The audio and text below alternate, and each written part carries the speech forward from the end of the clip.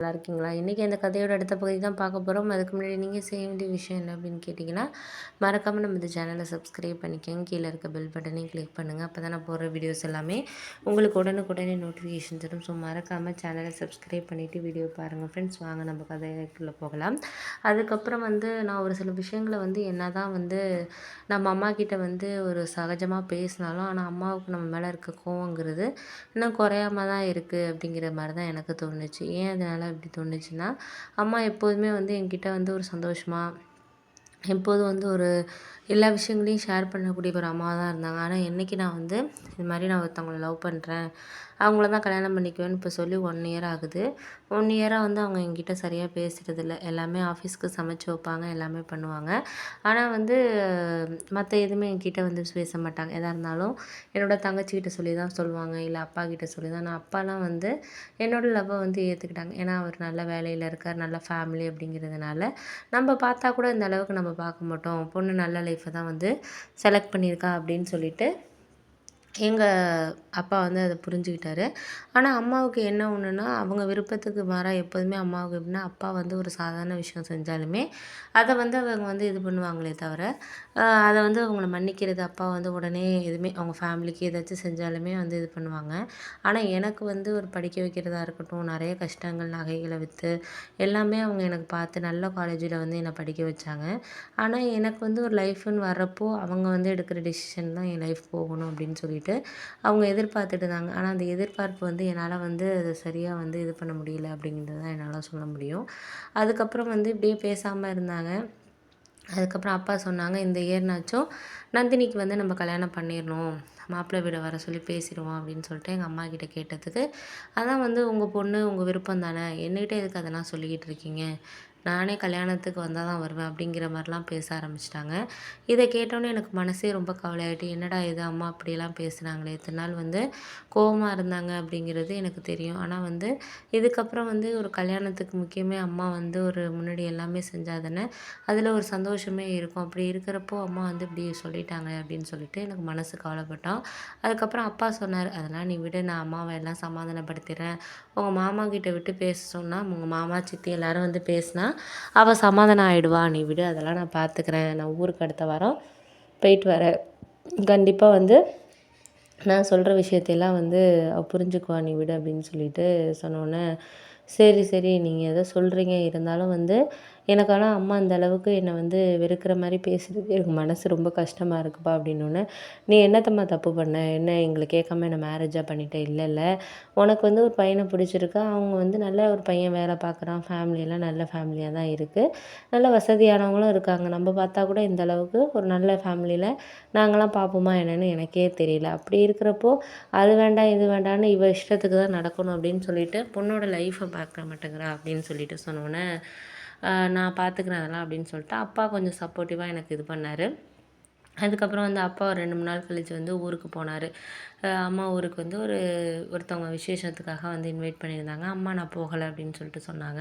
சரின்னு சொல்லிட்டு அப்பா அப்படியே போயிட்டு மாமா, அவங்க சித்தியெல்லாம் பார்த்து பேசிட்டு, நேர்லயே வர சொல்லுவோம் அப்படின்னு சொல்லிட்டு தான் அவர் பேசுறதுக்காக போயிருந்தாரு. போய் ஒரு 2 நாள் அங்கேயே தங்கி எல்லாரையும் பார்த்து பேசிட்டு வந்தாரு. வந்ததுக்கப்புறம் நான் கேட்டேன், "என்னப்பா ஆச்சு? என்ன மாமாலாம் என்ன சொன்னாங்கன்னோனே?" "அதெல்லாம் ஒண்ணும் சொல்லலப்பா. அவங்க என்ன சொல்றதுக்கு இருக்கு? உங்க மாமாவுக்குலாம் கூட அவங்க அந்த பையனோட அப்பாலாம் தெரிஞ்சவங்கலாம், நல்ல ஃபேமிலி. பரவால்ல." அப்படி இப்படின்னு தான் சொல்லி அவனே சொல்றான். அடுத்த வாரம் இங்க ஒரு வீடு குடி போற ஃபங்க்ஷனுக்கு எல்லாரும் வர்றாங்க. அப்ப நம்ம வீட்ல தானே 2, 3 நாள் தங்குவாங்க. அப்போ உங்க அம்மா எல்லாரும் என்னோட ஃப்ரெண்டு சுஜி சொன்னா. நான் தான் சொன்னேன்ல அன்னைக்கு உங்க அம்மா விஷயத்த பத்தி, நீ யோசிச்சு ரொம்ப மனசு போட்டு எதையும் குழப்பிக்காதன்னு நான் தான் சொல்லிட்டு இருக்கேனே. எப்படிடி நான் குழப்பாம இருக்க முடியும்? நேத்து கூட எங்க வீட்ல இது மாரி மாப்பிள்ளை வீட்டுக்காரவங்க பேச சொல்லலாம் அப்படின்னு சொல்லிட்டு எங்க அப்பா பேசிட்டு இருந்தப்ப, அத என்னன்னு கூட எங்க அம்மா ஒரு வார்த்தை கூட இது பண்ணல. அவங்க ரொம்ப ஒரு இதா இருக்கிறாங்க. நான் என்ன பண்ண சொல்றேன் அப்படின்னோனே, சரி விடு, அதான் உங்க அம்மா பத்தி தெரிஞ்ச விஷயம் தானே. அதான் உங்க அப்பா மாமா வீட்லலாம் பேசியிருக்காங்கன்னு சொல்றேன்ல அப்படின்னோனே, நீ அத நினச்சுக்கிட்டு நீ எத போட்டு மனசு போட்டு குழப்பிக்காத. உன்னோட லைஃப் நீ வாழ்றதுக்கு தான். இவ்வளோ வருஷமா நீயும் ஆஃபீஸ்ல கஷ்டப்பட்டு ஓட்டியெல்லாம் பார்த்து எல்லாம் பண்ணி தானே உங்க ஃபேமிலி இந்த அளவுக்கு கடன்லேருந்து எல்லாத்தையும் நீ கொண்டுட்டு வந்திருக்க. அப்படி இருக்கிறப்போ உன்னோட சந்தோஷத்த தானே அவங்க முக்கியம்னு நினைக்கணும் அப்படின்னு சொல்லிட்டு சொன்னோன்னே, நினைக்கணும் தான். அவங்க நினைக்க மாட்டேங்கிறாங்களே! அதுதான் எனக்கு வந்து மனசளவுல ரொம்ப கஷ்டமா இருக்கு அப்படின்னோன்னே, விடு அவங்க சொல்கிறதெல்லாம் நீ யோசிச்சு பார்த்து மனச போட்டு எதுவும் குழப்பிக்காத. சரியான நேரத்தில எல்லாம் ஒரு கரெக்டான டைம்ல நடக்கும்.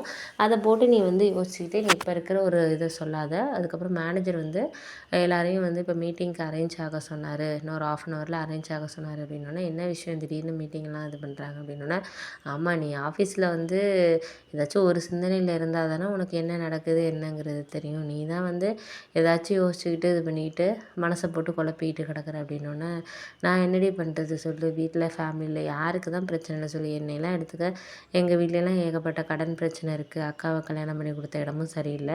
இருந்தாலும் நான் ஒர்க் பண்ணிட்டு தான் ஃபேமிலிய ஓட்டிக்கிட்டு இருக்கேன். அதுக்காக என்ன பண்ணுறது? எல்லார் ஃபேமிலிலயும் ஏதாச்சும் ஒரு வகையில ஏதாச்சும் ஒரு பிரச்சனை இருக்கும்டி. எல்லாருமே ஹாப்பியா இருக்காங்க அப்படின்னு நம்ம சொல்லிட முடியாது. ஏதோ 100ல ஒரு 10% வேணா எல்லாமே கரெக்ட்டா இருக்கு. எல்லா வசதியும் இருக்கு. எல்லாமே கரெக்ட்டா ஃபேமிலில இருக்குன்னு ஒரு சில பேர் சொல்லிக்கலாம். அது வந்து அவங்க மனசாட்சிக்கு உள்ளார என்னங்கிறது அவங்களுக்கு தான் தெரியும் அப்படின்னு சொல்லிட்டு என் ஃப்ரெண்ட் அட்வைஸ் பண்ணா. அதுக்கப்புறம் எல்லாருமே வந்து பேசிகிட்டு இருக்கப்பயே வந்து எல்லாருமே வந்து மீட்டிங் ஹால்ல வந்து அரேஞ்சாங்க அப்படின்னு சொல்லிட்டு எல்லாருக்குமே வந்து நோட்டிஃபிகேஷன்ஸ் வந்துச்சு சிஸ்டம்ல. சரின்னு சொல்லிட்டு எல்லாம் வந்து சிஸ்டம் ஆஃப் பண்ணிவிட்டு எல்லாம் மீட்டிங் ஹாலுக்கு போனோம். அப்போ தான் வந்து சொன்னாங்க, இது மாதிரி வந்து நெக்ஸ்ட் வீக் வந்து பெங்களூர்ல வந்து ட்ரெயினிங் அரேஞ்ச் பண்ணியிருக்காங்க அப்படின்னு சொல்லிட்டு பேசிகிட்டு இருந்தாங்க. அப்போ தான் எங்கள் மேனேஜர் சார், இது வந்து யாருமே வந்து லீவ் போடக்கூடாது. அந்த ரீசன் இந்த ரீசன்லாம் சொல்லக்கூடாது. இருக்கிற 50 பேருமே வந்து அரேஞ்ச் ஆகிடுங்க. ஏன்னா வந்து அது வந்து நம்ம கம்பெனியோட ஹெட் குவார்ட்டர்ஸில் வந்து நடக்கிறதுனால, பெங்களூரில் நடக்கிறதுனால கண்டிப்பாக வந்து எல்லா பிரான்ச்லேருந்தும் வருவாங்க. யாருமே ஆப்சென்ட் ஆகக்கூடாது. ஏன்னா அந்த 3 நாள் ட்ரெயினிங்குமே நம்மளுக்கு ஒரு பிஸ்னஸுக்கு ரொம்ப வந்து வர வர ப்ராஜெக்ட்டுக்கு வெரி யூஸ்ஃபுல்லாக இருக்கும் அப்படின்னு சொல்லிட்டு நம்மளோட டீம்லேருந்து சொல்லியிருக்காங்க. அதனால் முடிஞ்ச வரைக்குமே யாருமே வந்து எதுவுமே சொல்லாமல் வந்துட பாருங்க அப்படின்னு சொன்னோன்னே, சரி ஓகே அப்படின்னு சொல்லிட்டு நாங்கள் அதுக்கப்புறம் இது பண்ணோம். அதுக்கப்புறம் என் ஃப்ரெண்டு சொன்னா, பரவாயில்ல இப்போ நம்ம வந்து கொஞ்சம் வந்து இங்கே கொஞ்சம் வெயில் அதிகமாக இருக்காச்சு. பெங்களூர் கொஞ்சம் நல்லா தான் இருக்கும். ஒரு 3 நாள் ட்ரைனிங் தானே, எல்லாமே அவங்க தான் கம்பெனிலேருந்து தானே செலவெல்லாம் பண்ண போகிறாங்க. ஃபுட்டு எல்லாமே. நம்ம போயிட்டு வர வேண்டியது தான் அப்படின்னு சொல்லிட்டு சொல்லிட்டு இருந்தோன்னே, எனக்கு வரவே பிடிக்கல. ஆமாம் உனக்கு எங்கே தான் வர பிடிச்சிருக்கு எப்போ பார்த்தாலும்? உங்கள் அம்மா அதை சொல்லிட்டாங்க, இதை சொல்லிட்டாங்கன்னு சொல்லிட்டு நீ கவலைப்பட்டுட்டு இருப்ப. ஆனால் வந்து எதையுமே வந்து நீ வந்து மனசளவுல நீ வந்து எந்த ஒரு விஷயத்தையுமே வந்து நான் சொல்கிறத கேளு. எதுவுமே வந்து நீ வந்து ஒரு சந்தோஷமாக எடுத்துக்கிட்டு போனா மட்டும்தான் அதை நம்ம வந்து நல்லபடியாக கொண்டுட்டு போக முடியும் எந்த ஒரு விஷயத்தையுமே. அதை விட்டுட்டு நீ மனசை போட்டு குழப்பிட்டு எதுவும் தேவையில்லாது பண்ணிக்கிட்டு இருக்காத அப்படின்னு சொல்லிட்டு என் ஃப்ரெண்டு அட்வைஸ் பண்ணான். அதுக்கப்புறம் அப்பாவும் ஃபோன் பண்ணார். இது மாதிரி வந்து நாளைக்கு மாமாலாம் வர்றாங்க அப்படின்னோன்னே, அப்புறம் நான் சொன்னேன் அப்பாட்ட, இது மாதிரி வந்து பெங்களூர்ல வந்து மீட்டிங்லாம் அரேஞ்ச் பண்ணியிருக்காங்களாம்ப்பா அப்படின்னோன்னே, ரொம்ப நல்ல விஷயம் தானம்மா, ஏன் பண்ண என்ன, அதை பற்றி ஒன்றும் கவலை இல்லை, பார்த்துக்கலாம் அப்படின்னு சொல்லிட்டு நாளைக்கு மாமாலாம் வரப்போகிறாங்க. அவங்களுக்கு கொஞ்சம் ஸ்பெஷலாக சமைக்கிறதுக்காக நாளைக்கு மட்டும் நீ வந்து கொஞ்சம் லீவ் போட்டுரு. ஏன்னா 2 நாள் வந்து மறுநாள் வந்து ஃபங்க்ஷனுக்கு போயிடுவாங்க. நாளைக்கு காலையில் வர்றவங்க ஃபுல் டே இருப்பாங்க. அதனால வந்து நீ வந்து ஃபங்க்ஷனுக்கு வந்து போகிறதுக்கு இது பண்ணாத, நீ வந்து லீவ் போட்டுரு அப்படின்னோன்னே, சரி சரிப்பா ரொம்ப நல்லது தான், நானும் வந்து லீவ் போடுறேன். இன்றைக்கி நான் வந்து மேனேஜர்கிட்ட பேசிடுறேன். நாளைக்கு அவங்க வந்து அதை பற்றி பேசுகிறதுக்கு நம்மளுக்கு கொஞ்சம் ஈஸியாக இருக்கும்ல அப்படின்னோன்னே, ஆமாம் ஆமாம்மா நம்ம கொஞ்சம் பேசி தான் ஆகணும், வேறு வழி கிடையாது.